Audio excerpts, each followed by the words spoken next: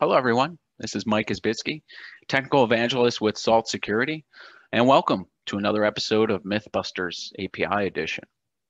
Now, if you're new to this series, the goal is to dive into some security trends that impact organizations and their API security strategy. The format of the videos, we cover, what does the approach or technology mean, just to get everybody on the same page as far as, what does that thing mean? And then we talk about how does that not equate to API security, or why is that approach or technology only one small piece of the puzzle? Workload protection secures APIs. This is a fun one. This kind of intersects with cloud security, to be perfectly honest. A lot of organizations start to look to cloud workload protection or container workload protection solutions, sometimes offered by the cloud service provider, but they look to these solutions to protect the infrastructure and all the things that run within it. So let's dive into this myth of API security. And as we do that, let's kind of settle on a definition of what is a workload. If you are new to this world of cloud native design, maybe you're not as used to the term. But the simplest definition is that the workload, it's that combination of the application and then the compute that it runs on. And that could be many things, right? It could actually be bare metal, right? If you're talking about traditional data center design. It could also be virtual machines, also potentially in your data center or in the cloud, like a public cloud infrastructure as service or private cloud segment. But it can also be things like, containerized services and container platforms, particularly if you are in the world of Kubernetes. And then as you get into things like serverless, that compute's very ephemeral, right? It's very abstracted.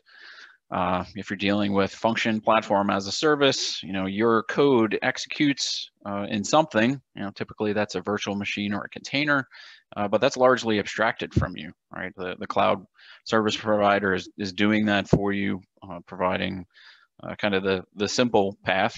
You just upload your code, they're going to compile and execute that in whatever the most appropriate form of compute is. So there's a variety of services, right? You can run your applications in. The other thing that tends to happen as I talk to practitioners is as you containerize applications, it starts to blur lines, certainly between the application and the infrastructure. But there's also overloading of these definitions, particularly microservices. So microservice, it's kind of a design strategy. The old world was we built monoliths, they did many things, but they were also hard to maintain, right? Or update pieces of, retire, right? They were very impacting to the business and all the teams that had to work within them. So microservices architecture patterns, it's much more about when we build something, it's going to be with the intent that it's going to do one thing. Ideally, right? That's the true definition of a microservice. Containers, realistically are the ideal form of compute for a microservice. That's often why the terms are used interchangeably, but they are distinct things, right? When you're talking about microservice, you're building some functionality, there's code, and it can run in a variety of different types of compute. It doesn't necessarily equate to an API either, right? The reality is, if I'm a developer and I'm building a microservice, I may or may not expose that to other systems or users. I might only want to expose that to other microservices. So you have this world of microservice communication that's very common in service meshes or Kubernetes. But if I want to expose it to other systems, then I might build a web API that's an interface to that microservice or sets of microservices.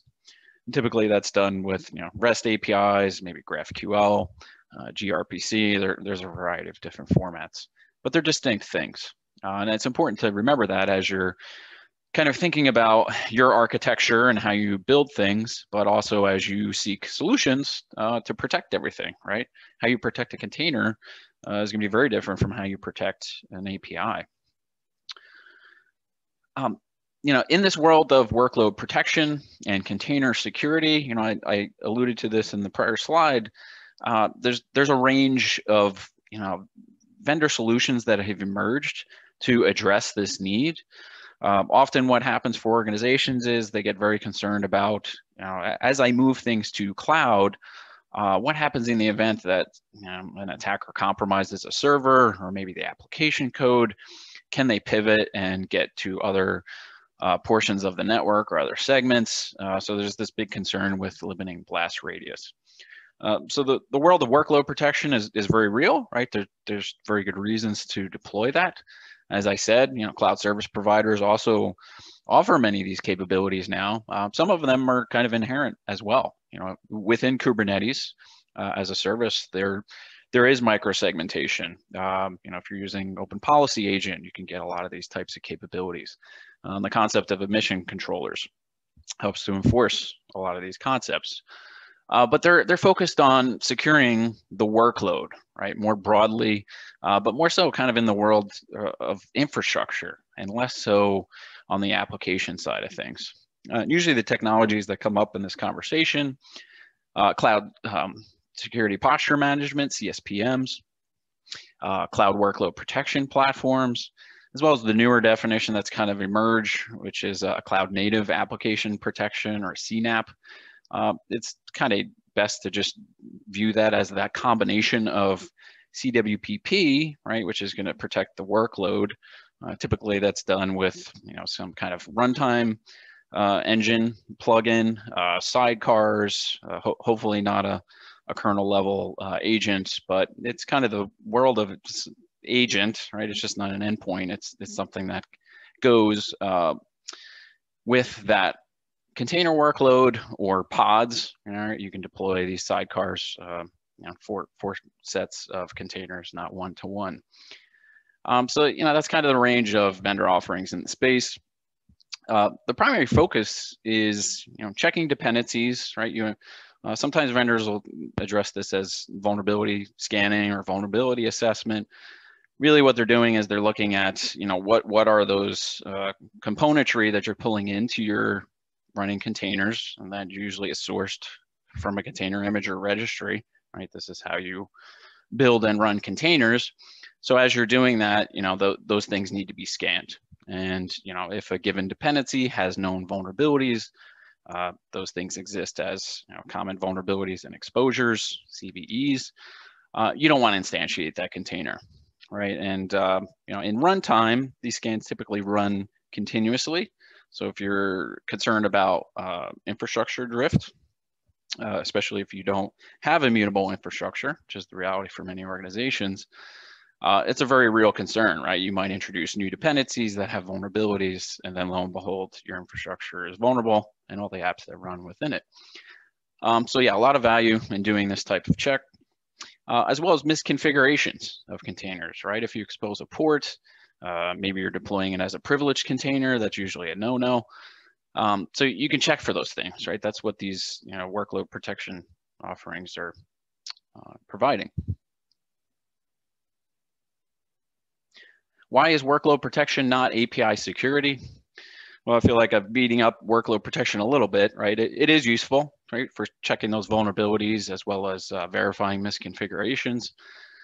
But it's the world of infrastructure security, right? We were doing these things before, and we will continue to do them. You have to make sure your servers are hardened, just like you would containers, and your container runtimes and Kubernetes runtimes, all of those control plane elements. You have to make sure they're hardened, right? Because everything that runs on that infrastructure is potentially vulnerable if not.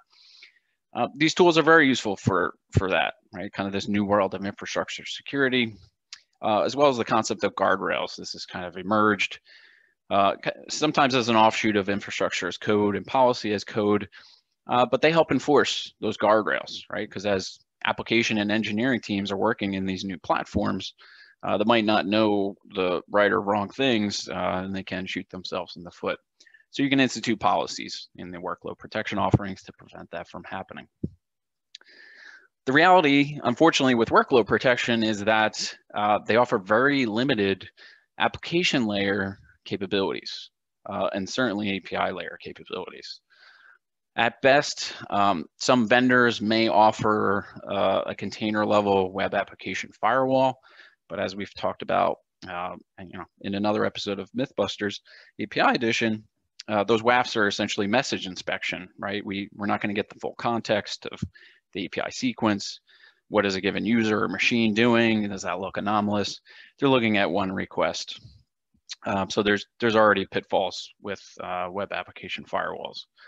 And it's actually worsened, right? If you think about doing this kind of application layer protection from the position of a workload, you actually lose a lot of visibility as well as context, right? You're not looking at things from the larger enterprise architecture, what's occurring at the edge, what's occurring at my perimeter ingresses, my inner and outer gateways.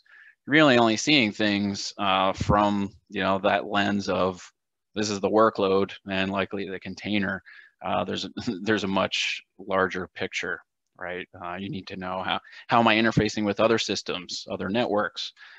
So you really can't get the necessary context to really satisfy application security, but also API security. And with that, I'd like to thank you for watching another episode of MythBusters API Edition. I'd encourage you to go to the Salt Security website. It's salt.security. We have a wide range of content, ranging from blog articles to white papers to case studies, as well as videos. We're going to be producing a lot more of this content in written and video form. We're also producing digital events and hopefully, get back to physical events in the near future. I'd encourage you, if you have interest in the Salt Security API protection platform, certainly reach out to us. We can set up a demo for you. And if you have any questions in general about API security or, in this content in particular, certainly reach out to us. Thank you.